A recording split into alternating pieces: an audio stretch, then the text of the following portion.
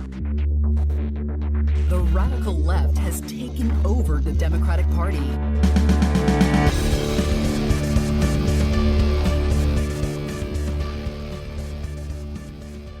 Hello and welcome to Think Progressively, covering politics and all the other chaos life has to offer. This is episode 17, recorded on Thursday, December 10th from Milwaukee. I'm Joe. And I'm Jason.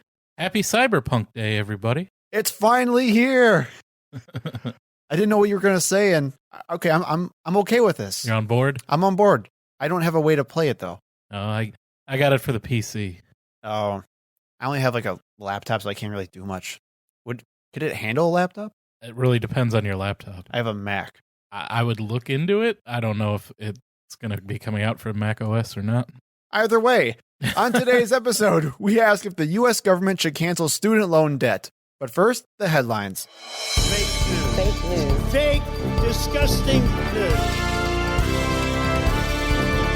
Up first in headlines, the U.S. House of Representatives voted to decriminalize marijuana. Finally, about time. You can get that arrest expunged from your record. Woo! The House voted on Friday on the Marijuana Opportunity Reinvestment and Expungement Act. They love their acronyms. Oh my God. Or the MORE Act. Why not? Which decriminalizes cannabis and clears the way to erase nonviolent federal marijuana convictions. Now, obviously, we gotta keep in mind here, this is not legalization of marijuana. This is just decriminalization, which is still good, but we're slowly making progress.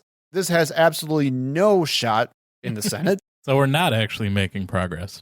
But it looks like it, and that's what matters. That's politics, Jason. It's all about looks, optics. I mean, it's nice, I guess. I think they've got bigger matters to attend to. It's popular. Anytime there's any drug decriminalization or legalization measures on ballots lately, they've always been passing, even in highly Republican states. I mean, heck, what was it, Montana that just passed reformation? I don't remember them all. There were a few. I know Florida passed theirs. Of the vote count, 222 Democrats were in favor of passing the act, and 6 douchebags were against it. Weirdly enough, 5 Republicans voted in favor of it, including our favorite, Matt Gaetz. See, maybe Floridians just really like drugs. The Florida man is real. I'm not even surprised that Matt Gaetz is okay with this, though. Where, I mean, he's just some douchey frat boy at the end of the day. Of course frat boys love drugs. Yeah, I just don't see the problem with it. I mean, it's certainly less harmful than alcohol, and that's legal. I mean, marijuana is non-addictive. They're still going to have the same laws that you have against drunk driving. You know, you're not going to be able to drive a car, operate machinery, whatever.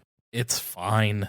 Paves the way for sports leagues to stop suspending athletes for it. Paves the way for businesses to not deny hiring for people that have it, or even firing people who have. It's there's no point in having it as such an illicit Schedule I narcotic. It makes no sense. But we still have Mitch McConnell to deal with, so again, don't expect anything out of this in the Senate unless we vote in Ossoff and Warnock. Then maybe we have a chance. So go donate to their stuff and volunteer. Or just have a big smoke-in at the Capitol and hotbox the entire Senate and only give them Doritos if they vote for it. I'm sure they'll go over well. There'll be a familiar face in Joe Biden's chief medical advisor role. Anthony Fauci says he's accepted the job. Which I'm not surprised about at all. I mean, are you? No, everyone knew that he would have some prominent role. And now he gets to work for the man he voted for. Biden told CNN on Thursday that he asked Fauci to become his chief medical advisor and part of his COVID-19 response team. On Friday, Fauci told NBC's Today that he accepted the position. "Oh, absolutely. I said yes on the spot," Fauci said when asked if he'd taken the role. Well, and why wouldn't he? It's something he's been doing for, the past 5 administrations? Yep. Not much more we can really say on this topic. But it's some good news. Yeah, and he will be part of the transition team. Yeah. He'll be able to have the meetings, and he can really fill them in on everything that has been happening in the Trump administration over the past year. So that's kind of helpful as well. I'm just excited to see him really supported compared to what he's been dealing with for the last 4 years. And in more good news, a federal judge restores DACA. Woo! U.S. District Judge Nicholas Yep. Garofis Yep. in Brooklyn said that he was fully restoring the 8-year-old Deferred Action for Childhood Arrivals, or DACA. They didn't make a word out of that one.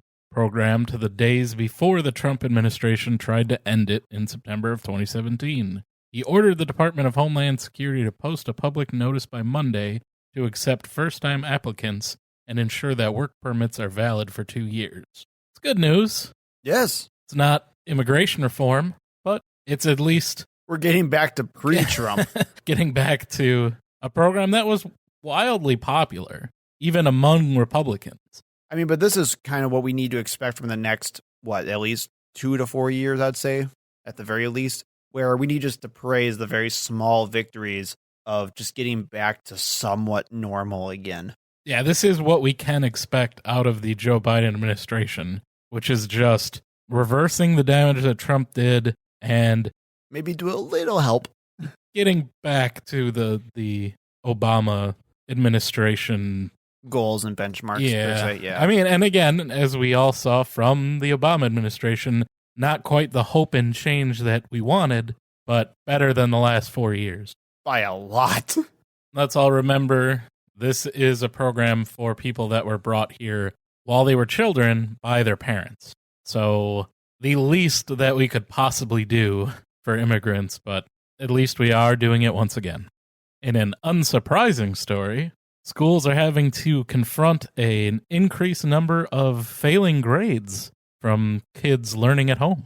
Now, Jason, I put this in here because I really wanted to talk a little bit about the struggles that schools are facing right now. I think this could be like its own main segment someday. I have no idea, but I think it's something that we should at least talk about for the moment. Well, I'm not surprised personally. Kids have a million distractions that while they're working from home and no one can physically be with them unless their parents happen to not be working or something else where they can have some supervision. I know me, I was not the most attentive student in the world. You couldn't say, okay, it's on you to have to sit in this chair for 6-7 hours a day and focus on schoolwork and not open up 10 other windows and explore everything the internet has to offer. That would not work for me at all. And this really isn't like an actual widespread article here. Like this isn't a study that was done or anything like this. ABC's news article is more like a long form investigative type of article where they're just kind of going through different school districts, talking to teachers, talking to principals, and just getting their stories about what's happening so far. So for example, at McNary High School in Oregon, where 38% of grades in late October were failing, compared with 8% in normal times. Which, like you said, like this is unfortunate, but I guess you can say expected too. Like this sucks. This is really bad. Yeah, this is why we would hopefully have had this taken care of over the summer and have COVID transmission rates to the point where schools could have been opened up safely in the fall instead of leading to the giant spike that we had post-school openings. Well, and a lot of it's also because it's not that they're just struggling. A lot of those Fs are just straight up zeros. They're not even doing anything, none of the work. And that goes to a lot of different factors, like you said before, where they just have so many distractions in the home to begin with. But it's also because having in-person classes does help facilitate direction in a lot of ways, where, at least according to this article, you have students who are saying that they would attempt homework, and since they didn't have any good way of contacting the teacher right away, they would just stop and just not even try. I do wonder if this is also affecting lower income houses more. They generally have, I'm sure, less access to high-speed internet. The neighborhoods are probably a little bit more chaotic. Normally, kids can kind of escape that atmosphere by going to school for a few hours a day.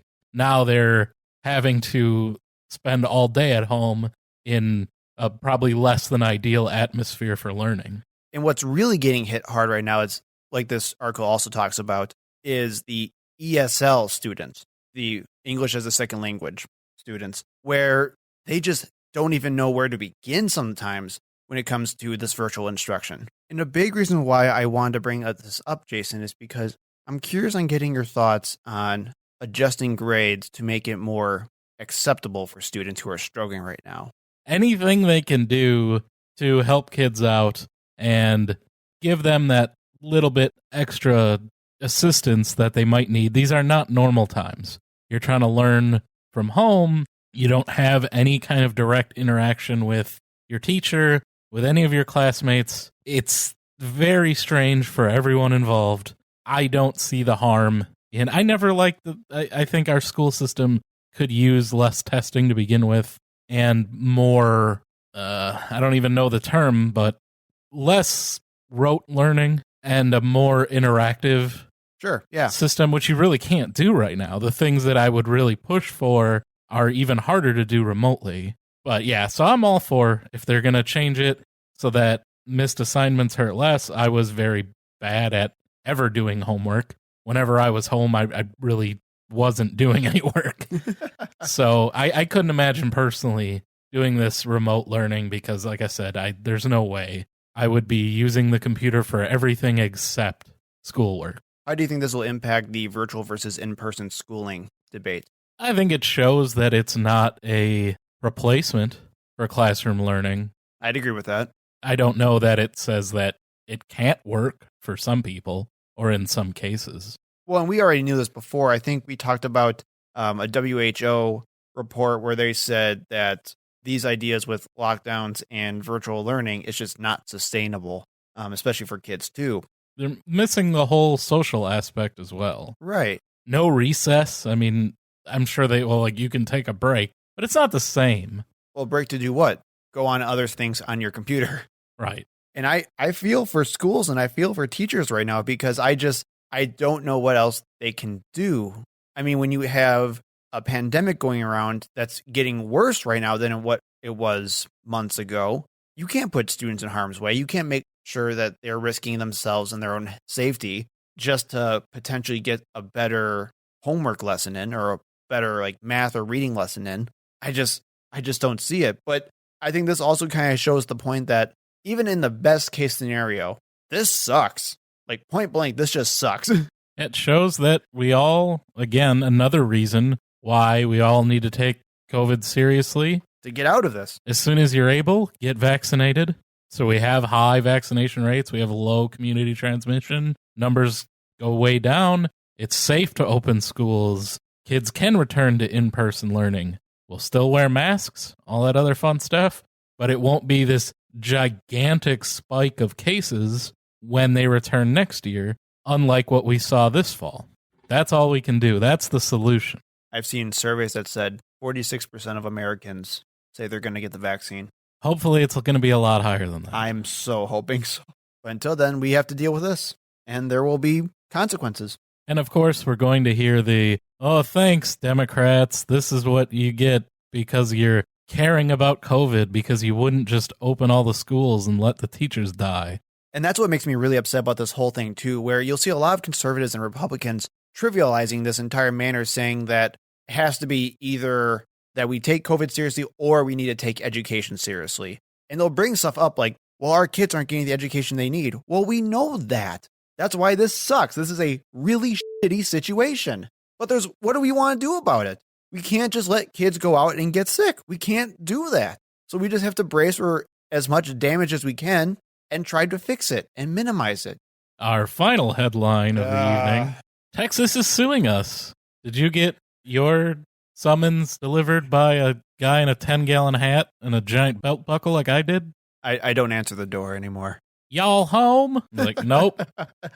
Y'all coming to court? Texas Attorney General Ken Paxton. Oh, Ken Paxton is asking the U.S. Supreme Court to block the battleground states from casting unlawful and constitutionally tainted votes in the Electoral College. The 4 states that he's suing are Georgia, Michigan, Pennsylvania, and Wisconsin. Where do we begin?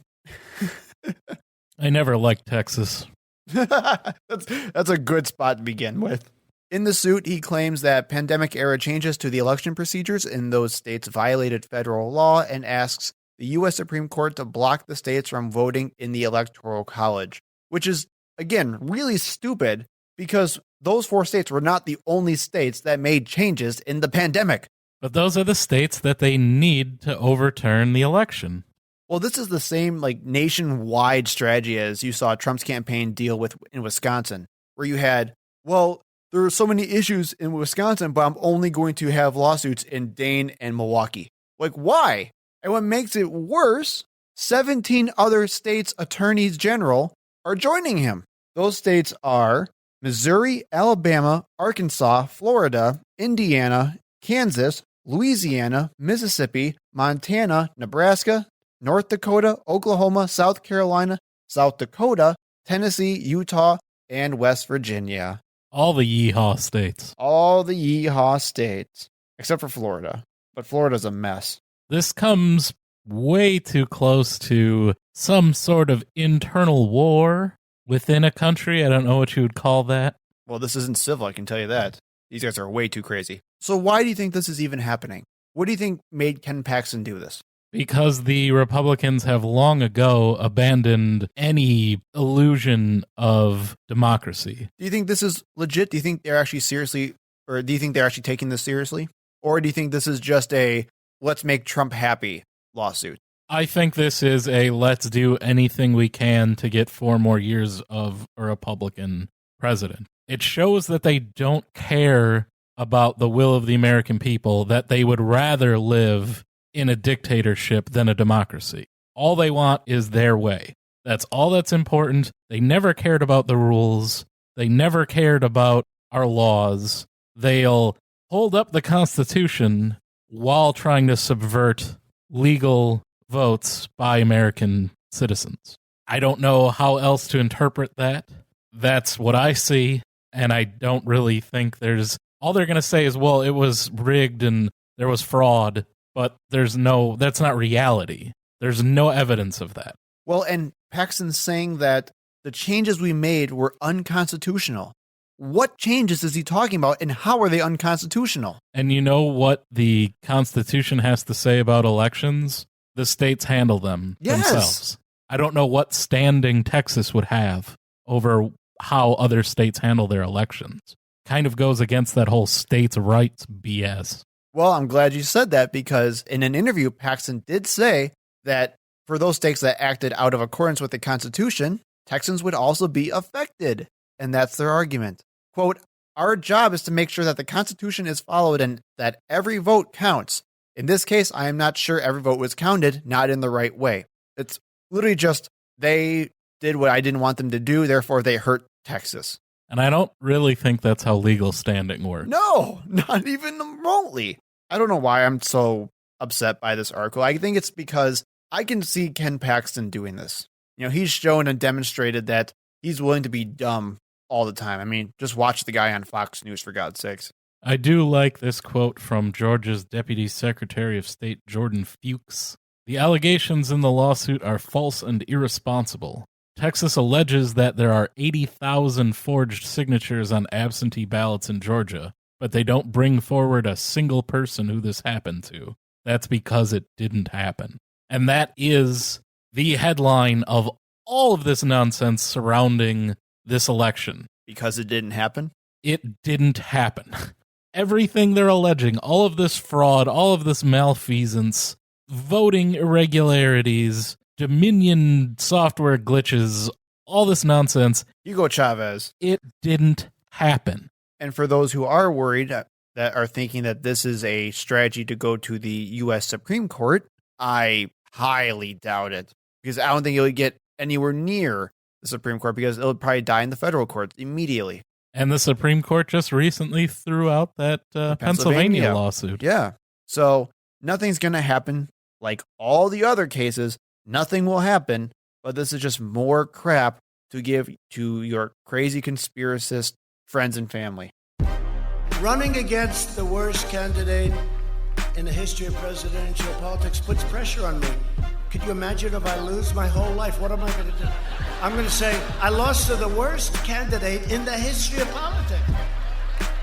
I'm not going to feel so good. Maybe I'll have to leave the country. I don't know. Now our main story for the day, student loan debt forgiveness. Should the U.S. government forgive student loan debt? Yes. Agreed. Good show. Done. Glad we did this. I've never heard anyone make that joke before. The ask a question, answer it. Are you telling me I'm let's go not funny? home. I don't think either one of us is very funny. You're right. So let's start with some numbers. So where are we right now? The average cost of college in the United States is $32,889 per student. That cost has doubled in the last 20 years, with an annual growth rate of 5.2%, or twice that of the growth rate of the U.S. dollar. There's currently $1.6 trillion in student loan debt in the United States. That number has tripled since 2006. Over 50% of the debt comes from households with a graduate degree. 35% of student loan balances are owed by the top individuals in the top 20% of income distribution. The total number of U.S. borrowers with student loan debt is 44.7 million, which is about 15% of the population. So I'm guessing you know somebody, or maybe you yourself, has student loan debt. As we previously discussed, I was a poor student, so I did not go to college. I have 0 student loan debt currently and no children. So student loan debt, not a personal concern for me. And I had to pay mine off. And aren't you going back to college? And I'm going back. So you'll be accruing some more. Yep. But I think we need to talk about how much this actually did grow over the last 15 to 20 years. I mean, like Jason said, this literally tripled from around $486 billion of student debt to the almost $1.7 trillion today. That's insane. And the cost of education is going up higher than most other markers, even higher than the cost of healthcare, which is skyrocketing. And for those of you who are interested, the degrees with the highest amount of total debt in the United States are the Masters of Business Administration, or the MBAs, law degrees, or JDs, Bachelors of Business Administration, or undergraduate business degrees, Bachelors in Nursing, which are BSNs, and then medical degrees. The student loan delinquency or default rate is 10.8% currently, and that is loans that are 90 days or more delinquent. So as we said, 44.7 million total, 10.8%. Again, not the greatest student, but that would be somewhere in the neighborhood of 4.5 million people are in default currently on their student loans. I mean, this is bad. This is really bad. And actually, Jason, I don't know if you knew this, but our situation right now in the United States is so bad right now that they actually have a game show to help pay for student debt called Paid Off. Did you hear about this? While doing research for this episode, I watched the Patriot Act episode on student loan debt, and they mentioned that game show. Oh, okay. There you go. I just want to read a little bit from this About section on the show's website. Quote, student loan debt is out of control, and Michael Torpy from Orange is the New Black is fixing it in the most inefficient way possible. A comedy game show. It's the most capitalist way. What is that? Oh my God. To address student loan debt. Let's make a game show and make profit. It continues, quote, Paid Off with Michael Torpy gives 3 college grads, each saddled with student debt, the chance to test their value of their education in a fun, fast-paced trivia contest. In the end, one lucky winner will have the chance to win the sum of their debt in cash. Yay.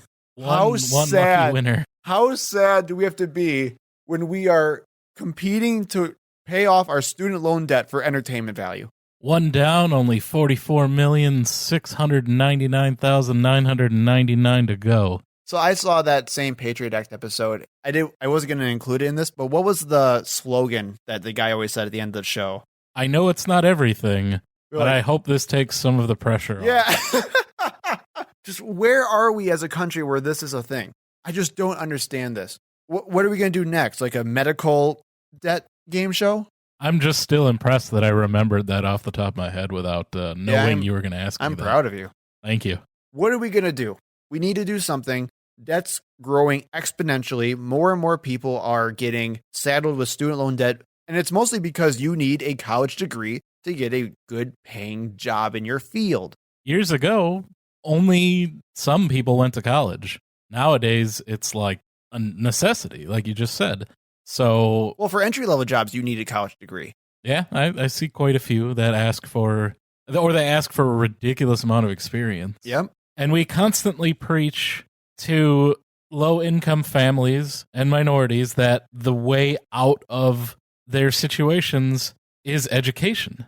Well, that's usually the conservative talking point, isn't it? You don't like your job, you're not making enough, why don't you go to college? So we're pushing people to undertake this. And these are mostly federal loans that they're getting from the government, which they're being charged interest on, by the way, which I do not agree with. I don't understand how we need to make money off of giving education loans.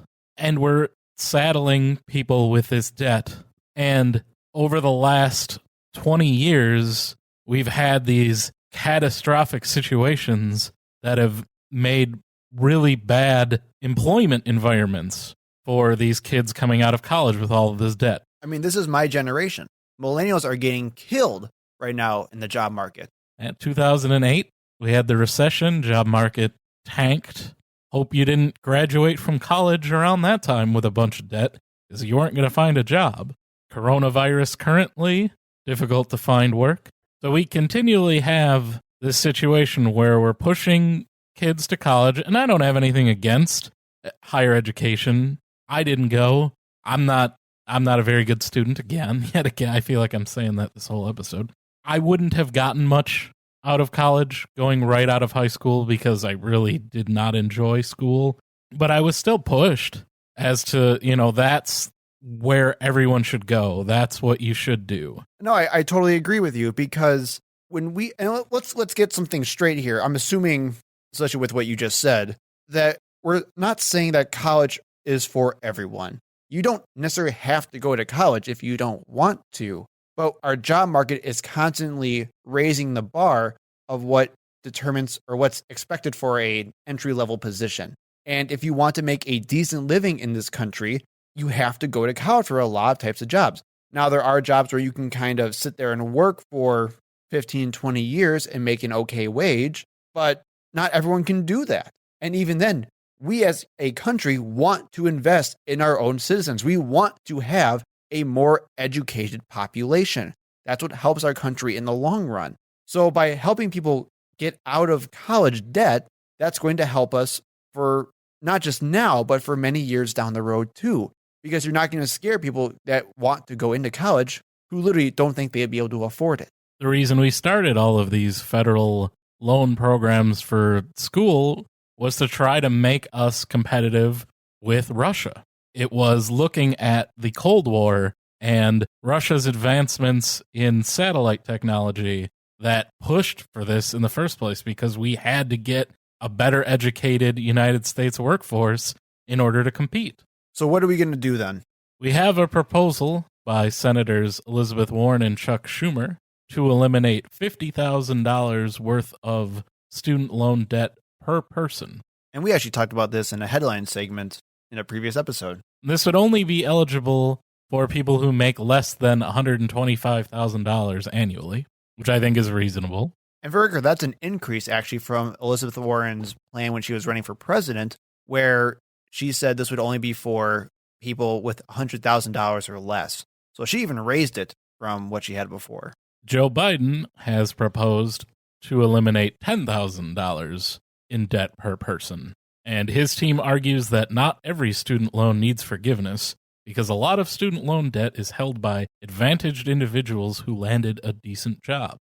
And I think this is a good thing to talk about as well. When we're talking about student loan debt, we do need to understand that a large part of that debt is actually held by affluent people who are usually already pretty well off to begin with, or come from pretty well off families and communities, and they may not need this type of relief. At least that's what the argument is. I am not against rich people benefiting from public programs. I think that is a miscategorization about social programs, that they're only for the low income or less advantaged. I think they're really for everyone. So if somebody who's a wealthy family gets their student loan debt forgiven because of this, I don't have a problem with that personally. Well, and me neither. I don't think so. I mean, there are several decent arguments from, we'll say, more far left individuals and representatives that's saying this type of, we'll say, overarching support really doesn't do much to help the wealth gap. But we need to invest in our communities regardless of what it is. I understand that we should try to help out our lower income population as much as possible. But if you're a taxpayer, you should also benefit from the same programs. And the more wealthy are paying more in taxes. So, yeah, they should also benefit. Right. So, personally, I have no problem with it, but there's some debate going on between, we'll say, the more moderate and the more farther left of the Democratic Party. And I found an interesting quote from Adam Looney, who is a non-resident senior fellow at the Brookings Institute. He said, "A better approach would cap forgiveness at $10,000 as Biden and House legislation propose. That could eliminate debt for the 15 million borrowers with smaller balances who, paradoxically, tend to struggle most, accounting for about 60% of all defaults. But Biden should also consider a more targeted approach based on the income and economic circumstances of the borrowers." One thing in doing the research for this, I didn't include it in our notes, but one thing I did notice is that people with higher amounts of debt tend to be minority students. Yes. Particularly African American and Latino students carry a higher amount of student debt than other groups. And there's actually a really cool article from the Roosevelt Institute about student debt forgiveness options and how that relates to racial equality. And according to them, minority students tend to have around an average of $7,400 more than white students do.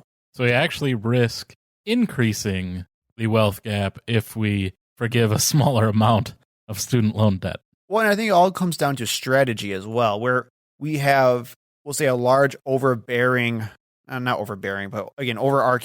stimulus versus a much more targeted and pinpoint approach. There is, of course, all of the administrative costs in the more targeted you get as well. Yes. But why are we focused on student loan debts as opposed to things like mortgage debt or car loan debt? Well, the big reason is your mortgage and your car loan are generally owed to private institutions, whereas 92% of current student debt is owed to the U.S. government. So it just makes it a lot easier to actually control that type of debt because we own it, basically. And then to make matters worse, we have students who are dealing with predatory loan management companies who are misleading them for profit. Now, I know Hasan Minhaj did his whole thing about Navient in his Patriot Act special. I recommend you check that out too. We're going to have to link it now. We've mentioned it 3 times. Yeah, I'll find it. But I do want to talk a little bit about Navient, and for those who may not have actually seen the episode. So Navient is a very large student loan management company. They actually came from Sallie Mae, which I'm sure many of you guys already know about. As of right now, they handle approximately 1 in 4 of all student borrowers in the country. And actually, one of those borrowers was me. I went through Navient when I graduated school. The problem is they screwed over students and student borrowers for short-term profit gain. Actually, according to a 2017 lawsuit from the Consumer Financial Protection Bureau, which we'll link in the show notes as well, the CFPB accused them of misleading students who called about income-driven repayment plans to shorten call times and to get more profits. And for those of you who don't know, income-based repayment plans would cap payments for individuals based on their income. Regulations usually require borrowers in IDR plans to certify their income and family size to the government annually to remain in the program. And there's a bunch of other paperwork that's involved because it's a very highly regulated process. Another option for people who are struggling with paying their student loans is forbearance, which means that you can stop paying your student loans for a certain amount of time, but you pay more in interest later. So there's certainly a financial interest for these for-profit companies to put people in forbearance so that they get more money in the long term. So in the lawsuit, the CFPB alleges that Navient acted abusively and unfairly by not adequately advising borrowers choosing forbearance about available income-driven repayment plans. More specifically, Navient is accused of failing to engage in time-consuming and costly counseling sessions with borrowers about alternative repayment plans and the borrower's financial situation. Long story short, that means that people in the call center for Navient were expected to make call times as short as possible, and setting people up for income-based repayment plans did not let them have these short call times. So instead, they were urged to bring them towards forbearance instead. I will say this reminds me of my former job at the now merged Time Warner Cable, where we had, I mean, if anyone's ever called the cable company, I mean, I don't need to tell you. But it's kind of the same thing. Instead of actually helping people, fixing problems, they try to sell you, and they try to keep things as short as possible. Yep, it's just get off the phone. If you try to walk somebody through fixing an issue, that takes forever, and the company doesn't make any money off of that. So don't do that. See if you can sell them anything. Schedule a service call if you have to, but just get them off the phone. And that is one of the reasons why they were always considered one of the worst companies in America. Yep. Also in the lawsuit, capitalism, everybody. Also in the lawsuit, the CFPB points to 4 statements on Navient's website that allegedly induced borrowers to rely on Navient to act in their interests. All general statements that Navient would, quote, work with borrowers or help them find affordable repayment options. And I can't even believe this is real. But then in that same lawsuit, an attorney for Navient said, and I quote, a servicer's role is to collect payments owed by borrowers. In that role, the servicer acts in the lender's interest. Here, that lender is often the federal government itself, and there is no expectation that the servicer will act in the interest of the consumer or the students who are actually borrowing the money to begin with, which is insane. Again, I mean, you gotta keep saying the catchphrase, but that is capitalism. That's the way it works. You always do everything in the best interest of the company, never the consumer. Always profit. Profit will always lead to the best outcome. Well, and this is our government encouraging that type of behavior. That's the problem, too. When we are doing business with these companies, we're giving them the power to do this to us. And that's where you have candidates and senators like Elizabeth Warren who are trying to call this out as much as possible because she knows the role that the government plays in this. So that is the horrible system we find ourselves in. What can we do about it? Well, we can obviously try to forgive student loan debt like Schumer and Elizabeth Warren and President-elect Joe Biden is saying. However, there are other options that other countries are doing, which I think also deserve a look. I've heard a lot in these discussions about the Australian model. Australian schools are also quite expensive, not quite as expensive as the US, and they do have a lot of government student loans, but their system is much more highly thought of and does not have the same amount of debt and people in delinquency that we have here. So the Australian model, they call it HECS. I've also seen HELP as an acronym. They are loan repayments that are just made through your income taxes. So you do not start paying anything back until your income reaches a certain threshold. Currently for this year, that threshold is $45,881. Those are Australian dollars. You can check the current rate. I believe the Australian dollar is a little bit under the US dollar currently, so it's probably a little less than 40,000 US dollars. And that rate, once you hit that rate, that 45,000 Australian dollars, you would be taxed at 1%. Then it goes up as your income goes up to 10% at the highest, and that would be at $135,000 or $134,000 or higher.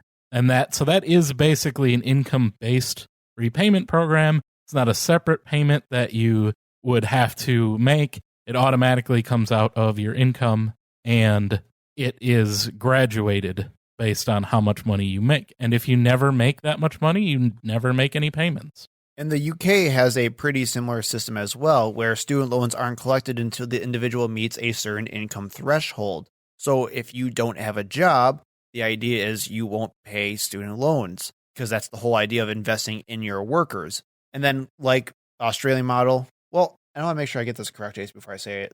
So when you say out of taxes, is it through taxes on their paychecks, or? I am not Australian. Okay. But I assume that it does come out automatically, just like how our income tax works. Okay, here. Thank you. So similar to the Australian one, it also has their student loans taken out of their paychecks automatically.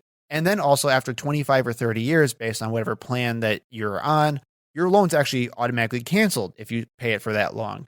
That seems pretty nice to me. And then you even have places like in the Scandinavian countries, which just have longer loan thresholds than we do.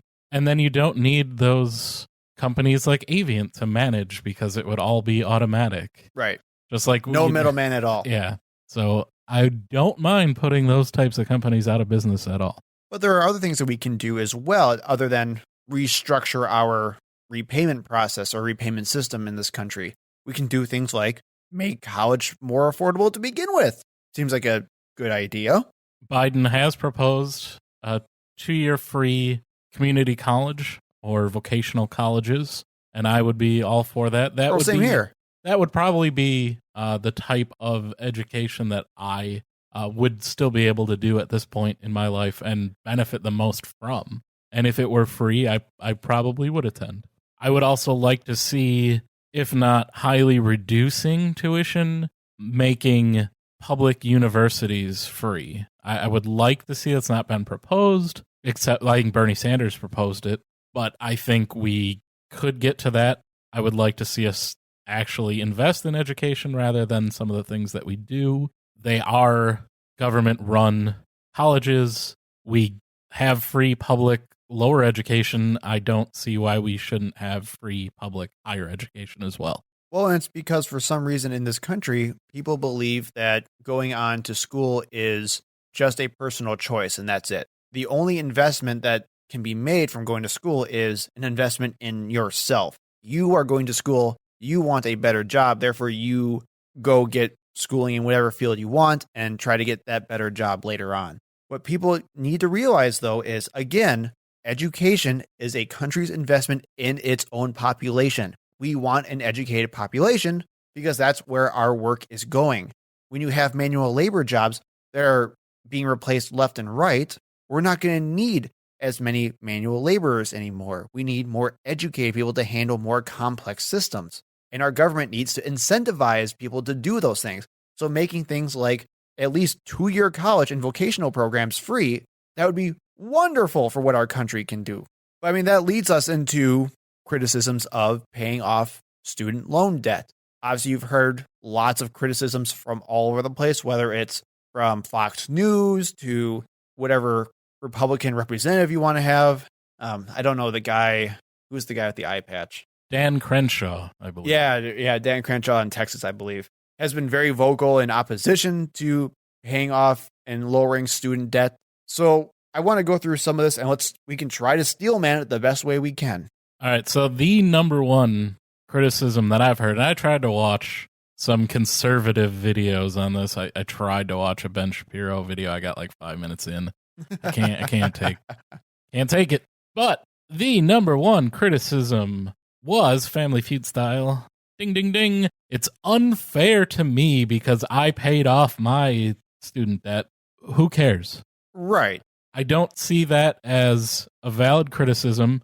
As we've talked about previously, see our redlining episode, life isn't fair for a lot of people. We can still try to do the best we can to make life better for everyone. Well, and that's what blows my mind about this argument, where it's, I suffered, therefore I want you to suffer too. I don't understand it. It's selfish. Yes. And it's mean-spirited. Yes. It's an Ayn Rand argument of screw everybody else, I gets mine. Well, it's the radical individualism that we always talk about, where, I mean, heck, even the idea of just the only investment is the investment you make in yourself, because all they care about is the individual. They don't even want to look at the system or the systemic problems we have in this country. We don't want to look at the populations and groups of people who are suffering because of short-term solutions not working out. So I don't know what we can do to make that argument stronger, to say, why should somebody else get something that I didn't get? Because you can make that argument about anything. Literally. And I just don't think it holds any value. I had to struggle and save and put off all sorts of things so that I could pay off my student loans. Why should you have a better life than I did? Because it's a better life for someone. That's why we would want to do it in the first place. All you're doing is making the argument for doing that. yes, those things were terrible. You shouldn't have had to go through that. We're going to make sure that no one else has to. Well, no, I want them to. Why? Because I had to. Okay. It's not much of an argument. That kind of brings us into our other one that you may hear a lot is, it's expensive. Yeah, it is. We talked about it. It's $1.6 trillion. Yeah. It's not a small amount. So, which for the record, like $50,000 debt would not even be canceling that entire amount. I want to make that very clear too. But I'm all for canceling all of it. Right. But in fairness, we are looking at about a $1 trillion investment, which would be one of the biggest change investments in our country's history. So let's look at some of the other big investments in our recent history. The war on terror since 2001.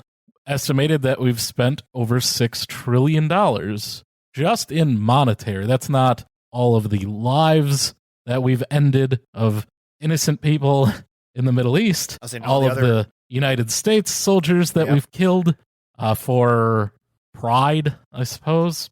But just monetarily, $6 trillion over 20 years. That's a lot of education that we could have paid for. I don't want to kill civilians in the Middle East, but I have to pay for that with my taxes.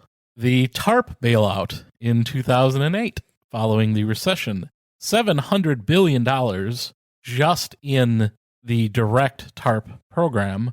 I've also seen, and I don't have near the time or resources to check into this, but I have seen figures as high as $14 to $16 trillion total that bailout is still costing the government. But we'll go with the $700 billion. And also, we had in 2017 the Trump tax cuts for the wealthiest individuals and corporations, which had an estimated cost of $1.9 trillion. Ding, ding, ding, ding, ding. And there's our relief. But I really hate the disingenuousness of this whole argument, where the minute it becomes investing in your own country and your own people, whether it's healthcare, education, or just typical schools, you've heard that before, welfare programs like SNAP and things like that. Welfare is not a dirty word, everybody. No, it's not. Think about welfare. So when it's ever those, it's way too expensive. But when we're talking about things like going to war, cutting taxes for rich people, we can take that then. Anything that goes to corporations, we always find the money. The first stimulus of this year was like $1 trillion that mostly went to banks to hand out as they saw fit. No problem coming up with that money. And I'm just so sick of watching the side who prides themselves on tax cuts also say that everything's too expensive at the same time. We can't handle this because it's way too expensive for us. Well, you're taking money out. You're taking our revenue away. Of course it is. And we can always spend money on the military. Yep. Another big criticism there is the worry that there's too much financial relief by executive action. And I've kind of heard this both from Democrats and Republicans here, where I think, Jason, we've talked about before in previous episodes, it's the idea of more power creep, the idea that with a strike of the pen, our president can just dole out $1 trillion for something in a non-emergency situation, although you could argue that it is an emergency. I do worry about the executive branch's increase in powers over the last 30, 40 years. And this is actually why you'll see Joe Biden pushing for a lower amount, like the $10,000 per person amount, as opposed to the $50,000 amount, because the higher you go, the harder the argument is to make that he can do it by executive action. The higher plan there is, like the Elizabeth Warren and Chuck Schumer plan, he's going to have to get congressional approval to do so, or have Congress act on this first, which good luck with that. Well, after the revolution, when all the guillotines have sung their song, we'll have no problem. After we elect John Ossoff and Raphael Warnock to the Senate, then we can do that. But it's also kind of really hard to convince a lot of people that we need to spend a lot more money right now on, even though if it is for relief, also in the middle of a pandemic, where we are also bailing out people and businesses a lot as well. Except we're not actually doing that. I mean, you're right, but that's the argument. And then finally, the idea of this is not a long-term solution. Right, I've heard that argument. Well, what does this do? Oh, so we forgive the debt now, and then what? We just do it again in 20 years? No, we restructure the system. Yeah. See everything we just said about fixing the problem, too. that's just such a narrow attack of like, well, I can attack debt forgiveness by saying it doesn't fix anything for the future. Well, no one's really proposing all we do is forgive debt and do nothing else. There's always, plus we need to fix this, and this. Well, and you're seeing the same arguments being used for both points anyway, whether it's for student debt relief or if it's for making college more affordable. Even if you say, like, sure, you paid off your student loan debt and the people who still have to pay off their debt still have to do it, but from now on, from this point forward, we're going to make college free for any new incoming person. Well, now it's unfair still. Well, then when are we going to get better? When they all have to take a trip to the guillotine. It's the perfect solution. And then finally, this is one you may see a lot on like Fox News and Ben Shapiro. I did hear Ben Shapiro make this argument too.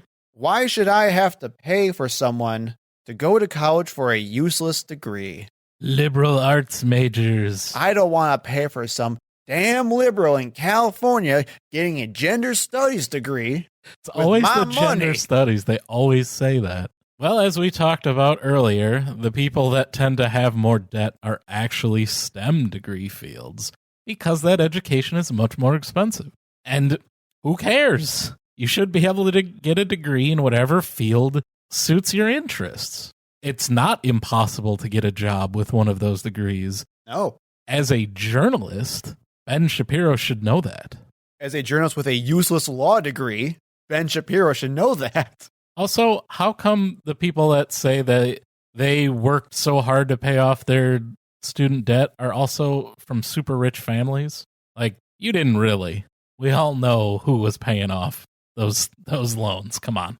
Ben Shapiro does not fool me for a second. Did you see him try to cook a turkey? No. Oh, it was terrible. Don't watch the video because it's Ben Shapiro. But he's clearly never fed himself. That man has never not had someone cooking for him his entire life. Oh, dear. I worked hard to pay off my student loans. Yeah, did your butler write the check every month? Well, I mean, useless degrees is synonymous with the idea of just, why should I pay for social programs because of welfare queens? It's just another boogeyman they use as a thought-stopping technique, which, if you listen to our last episode, is just a way that cult personalities use to indoctrinate people to make sure that they don't think too hard or critically about these complex subjects.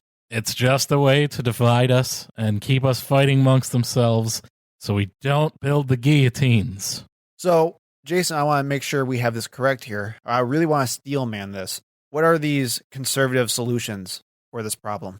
Don't change anything. Keep people in debt their entire life. Make profit. Privatize education? Profit. Perfect. In closing, what would be best for the United States, for humanity, is making things easier for future generations. Progressing, perhaps. And while this may be a short-term solution, this will still benefit and help us with the right guidance and strategic decision-making in place.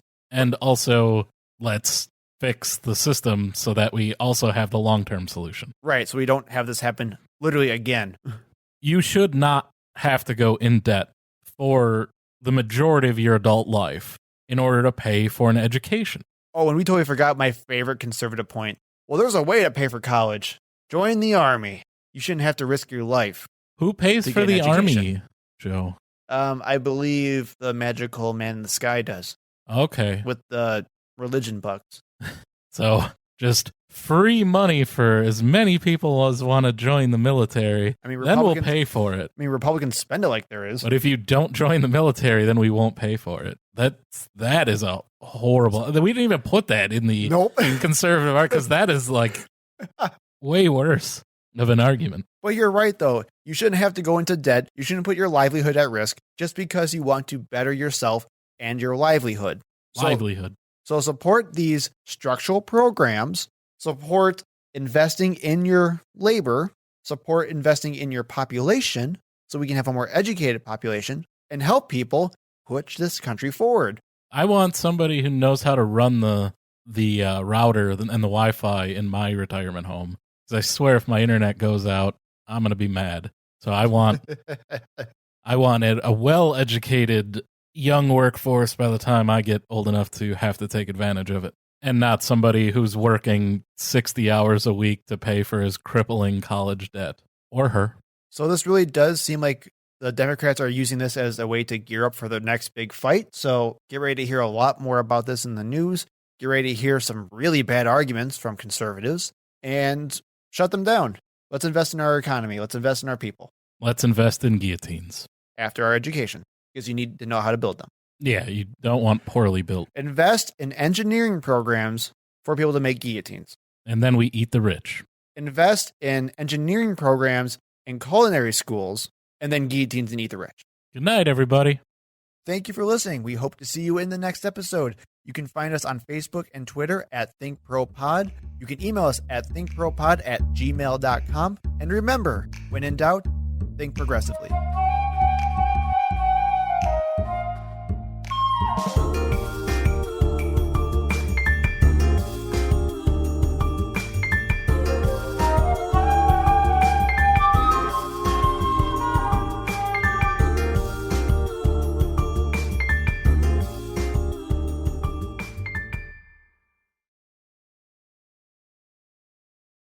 He finally gets to vote for the man he voted for. Work for the man you voted I for? fucked that up so bad. Let me try that again. And you wonder why you're Shut in all the up. outtakes. I knew you were going to say it. Shut up. Oregon or Oregon? Oregon. Oregon. You can say Oregon Trail. You don't say Oregon Trail. Whatever, Oregon. I don't care. Oregano. Oregano. So I just wanted to read a little bit about this about section. Yeah, I'm try. Do you like that? About this, about. I mean, it was grammatically correct about this about section. Yeah, I'm about it. Yeah. But I really hate the dishonestness. Disingenuity. Disingenuous. Help me out here. Dishonesty. Yeah, but what's the disingenuousness? That's what I want. Okay. Yeah. But I really hate the disingenuous.